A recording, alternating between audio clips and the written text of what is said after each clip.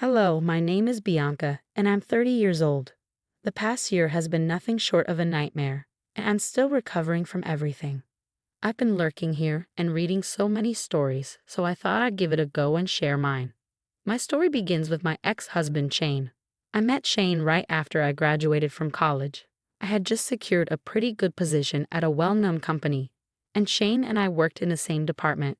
He was assigned to be my mentor. The more time we spent together, the closer we got, and I found myself developing strong feelings for him. It turned out he felt the same way about me. I was concerned about company policies and wasn't sure if we would be allowed to be together. But our company was fine with it as long as we didn't let our relationship interfere with work and maintained a professional demeanor. We were happy to comply, and we started dating. Shane was an amazing and charming man throughout our relationship. We dated for about a year and a half before deciding to move in together. I own my own house, thanks to my parents' help, so Shane moved in with me and things were going great. After about 3.5 years of dating, Shane proposed to me and I was thrilled to say yes. The thought of spending the rest of my life with him brought me a lot of joy. We got married in a small, intimate ceremony 6 months after he proposed. Aside from our relationship, my career was soaring. I was bringing in a lot of new clients, which resulted in bonuses and raises. However, I slowly began to notice that Shane was behaving oddly towards me. Whenever I tried to talk to him about it, he brushed me off. After observing him more, I realized he was just jealous that I was earning more money and was more successful than him. I was hurt and upset that Shane viewed me as competition, but I figured he couldn't help how he felt, so I decided to try and help him at work. I gave him some pointers and even helped him secure new clients. He didn't take it well and lashed out at me, accusing me of demeaning him by implying he didn't know how to do his job. So I backed off and let him handle his work. This all happened about a year into our marriage. After Shane lashed out at me, I spent the next few months pouring myself into my work. Our boss announced a promotion opportunity for anyone who brought in the highest number of clients. I wanted that promotion to make life easier for Shane and me. One day, after my shift, my boss called me into his office and told me I was getting the promotion. I was overjoyed and rushed home to tell Shane. Shane had the day off, so he had no idea what had happened. When I got home, I was greeted with a lovely meal. "How was work today, sweetie?" he asked. "I used my free time to make a nice dinner." "That's really sweet," I replied. "I have some great news to celebrate, so I bought us some good wine." "Wow, that's an expensive bottle." "What's the big news?" Today, just before work ended, I was called into the boss's office and told I was getting the promotion. The big promotion everyone's been wanting. Yeah, apparently I outperformed everyone. "We're going to be rolling in money," Shane said. "Seriously, how did you outperform everyone?" "Well, I guess I just worked as hard as I could. You saw how much effort I put in these last few months. I was constantly exhausted for a reason, and I guess it just paid off." "Hold on, are you jealous of me?" No, I'm just a little bummed that I didn't get promoted." "But does it really matter which of us gets promoted? We're both benefiting from it. My money is yours after all." "Sure, but it's not the same." "You cannot seriously be upset at me. I just wanted us to celebrate this big accomplishment. Can we please focus on that?" "You're right," Shane said. "Why don't we have an even bigger celebration than this, huh?" "What do you mean? How about I throw you a huge party for your promotion? We'll invite all our families, colleagues, and bosses." "Are you sure?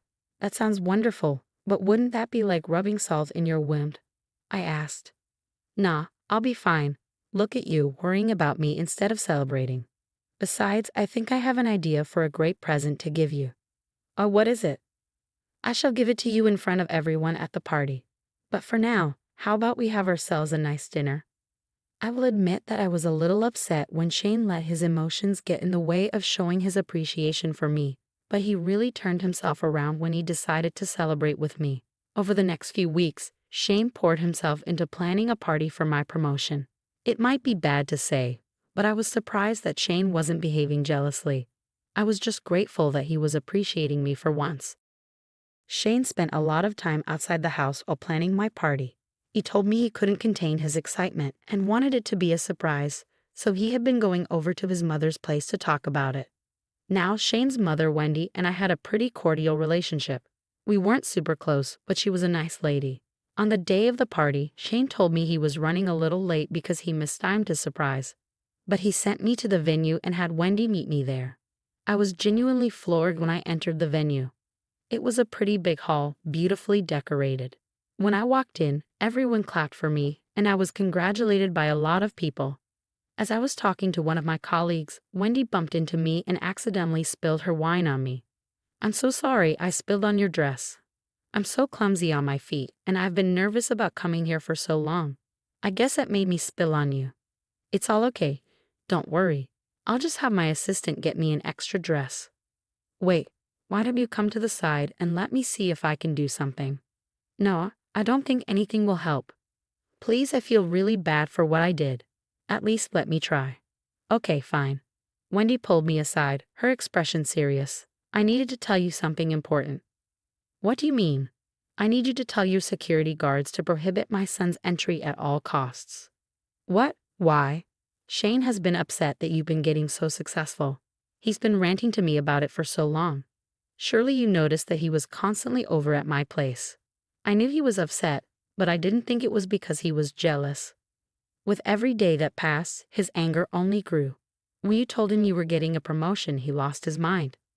But why would he arrange this promotion party in the first place? Because he's planning to embarrass you in front of your boss and colleagues. How? He plans on bringing in some false documents and showing them to everyone to prove that you didn't deserve your promotion. Why would he be that jealous of me? I have no idea. All I know is that he is one angry and jealous man.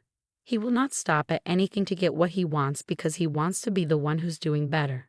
I tried my best to stop him today, but he refused to listen. "Okay, I need time to process all this." "I really get that, but you need to inform your security guards not to let him in at all." "Yeah, okay. Thank you for having my back." "Of course, sweetie." I couldn't believe what Wendy was telling me, but deep down I knew that what she was saying made sense. Even though my heart was telling me not to listen to Wendy, my instincts were telling me otherwise. So I informed the security guards not to let Shane in. While waiting for Shane to call me, likely to ask why he wasn't being allowed in, I decided to snoop around and see if I could gather any evidence. I approached the man in charge of the projector and told him that I was with Shane. I said Shane asked me to go through what was to be projected, and he let me see what was on the USB that Shane had given him. Wendy was right. There were hundreds of fake documents that, if shown to my bosses, would put me under investigation and lead to suspension. Not to mention, I could have lost my job. I was furious. I kept the USB and told the man to forget about projecting anything else on the screen. After a little more hunting and asking around, I managed to find all the people who would help him, like servers and those in charge of the audio. I had them all write down and sign statements saying they were hired by Shane to do something against me at my party. About an hour after Wendy warned me, Shane called. "Bianca, what the hell's going on here?" "What do you mean?" "I'm not being allowed in. Apparently, security guards got strict instructions from you to not let me in." "Yes. Why don't you head home and we can discuss things there?" "Why?" "I wanted to celebrate your big day with you." "Look, I don't want to deal with you right now. I know what you've been up to, and I really don't care enough to talk about this over the phone." "Are you serious? Do you even know what you're doing?" "I definitely do. Go home, settle down your jealousy and insecurity. I knew something was wrong, and you refused to speak to me about it. I've had enough of you trying to steal my spotlight. You will pay for this later, but for now I just want to have fun." "What are you talking about? Why would I ever do something like that to you?" "I have heard about your plans, Shane. Who are you trusting more than me right now? Not to mention, I saw what you had planned on the USB you gave the person working the projector."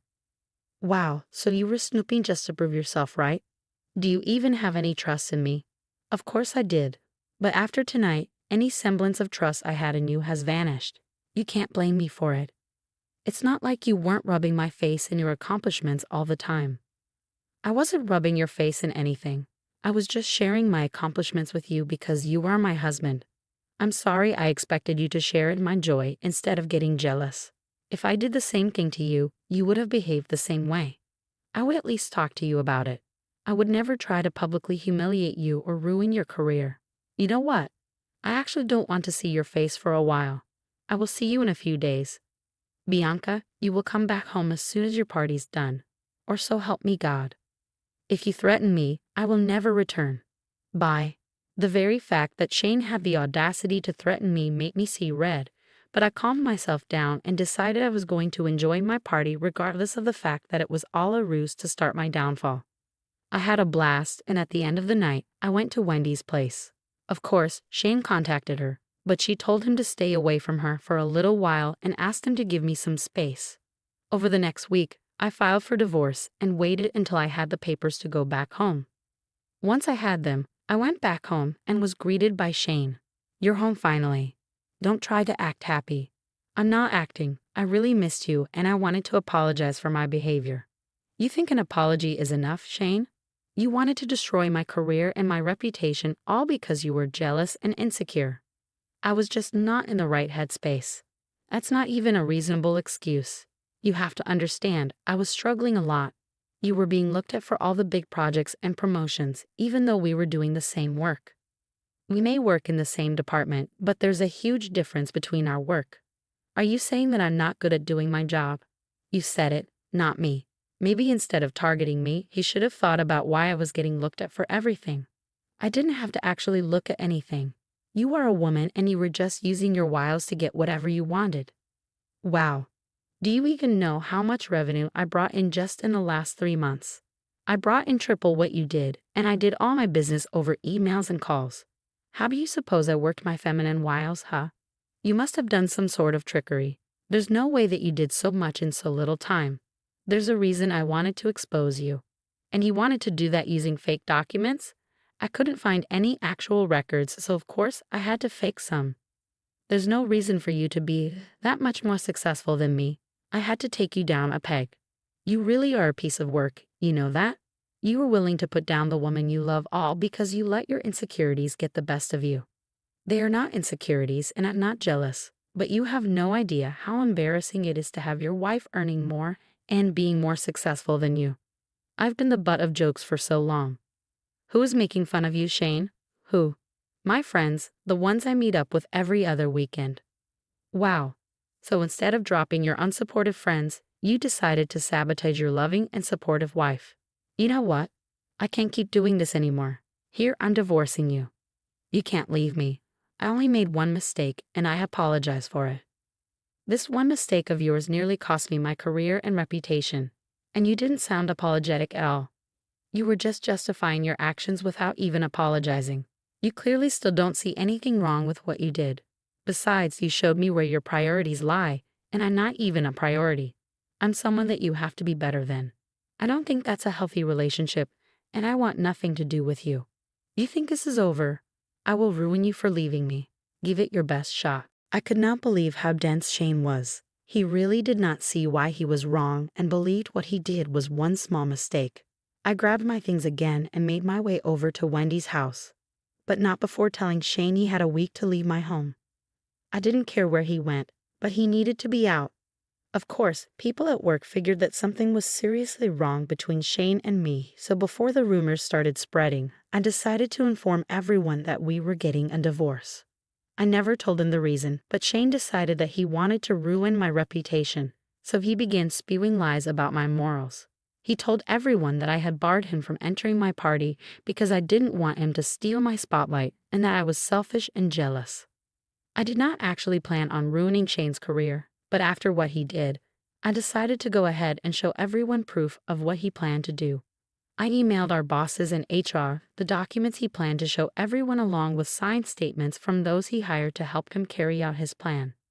I also informed them about the lies that Shane was spreading within the office, leading to lesser productivity on my part and the office in general. It didn't take long for our bosses to decide what was happening. The next working day, Shane was called into the boss's office and was fired.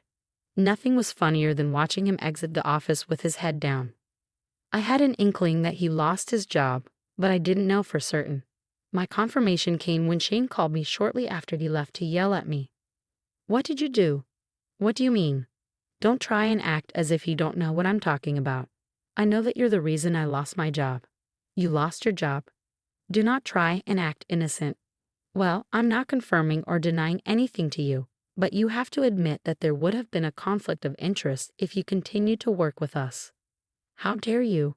I only attempted to ruin your career. I didn't actually do it. You didn't have to ruin mine. If I remember correctly, didn't you threaten to ruin me for leaving you? I couldn't take my chances, so I protected myself. So you did get me terminated?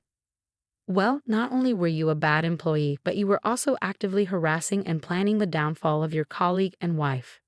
That violates all kinds of work ethics and does not represent the values of the company. Don't throw me all that nonsense. Well, let's just say that I was so upset with you trying to sabotage me that I got you fired. Maybe your tiny brain would be able to understand that.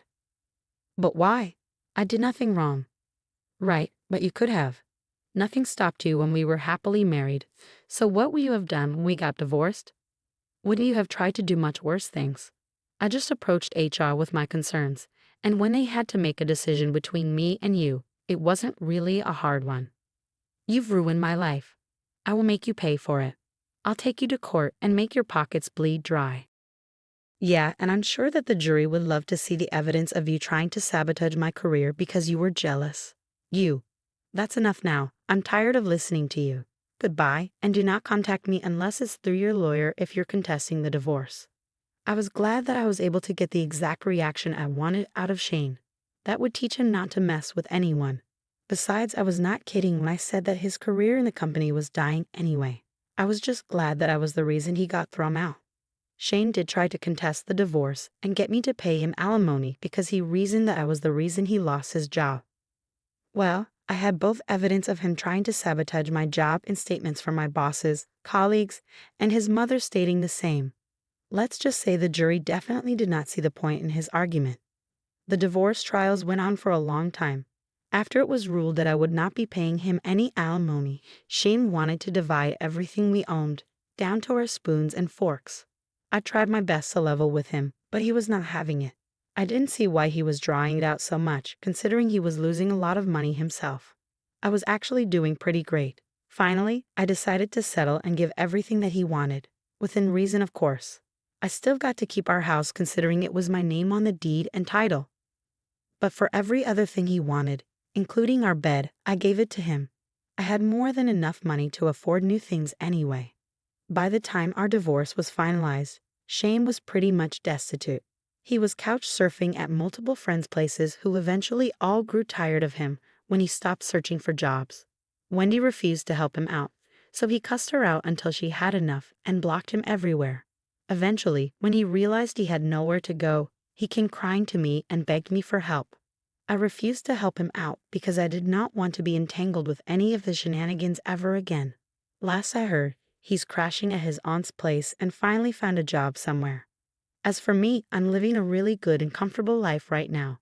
Sure, I still feel pains of sadness at what I lost with Shane, but I keep reminding myself that I wouldn't have such a good life if I still had Shane with me. I've been getting therapy to deal with my grief, loss, and anger, and I can happily say that things are going well. Wendy, of course, took it upon herself to make up for her son's actions, but once I had a proper talk with her, she stopped doing that. Now she's become one of my closest friends and a mother figure to me. It'll be a long while before I trust a man again. But until then, I get to spoil myself and enjoy the best life that I can.